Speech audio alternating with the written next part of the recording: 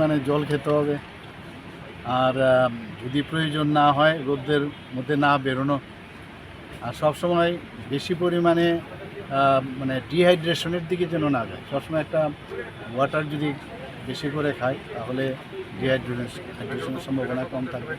আর আমরা গত বছরও এরকম ছিল, যখন বেশি টেম্পারেচার বাড়ে তো আমরা তো স্কুল ছুটি দিয়ে দিই, তাতে বেশি এখন অবধি তো সেই সিচুয়েশন দাঁড়ায়নি। তবে আমরা সতর্কতামূলক যা যা দরকার, আর আমাদের যে ডাক্তারবাবুরা ওনারাও বলে দিন যে কী করতে হবে, আমাদের ছোট ছোট ছেলে মেয়েদের কী করা প্রয়োজন সেই বিষয়গুলোও বলছে। তো আমরা সতর্ক রয়েছি।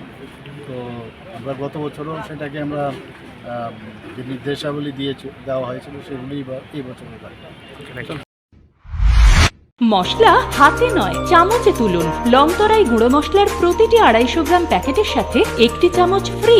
লংতরাই গুঁড়ো মশলা, রান্নায় তোমাকে চাই।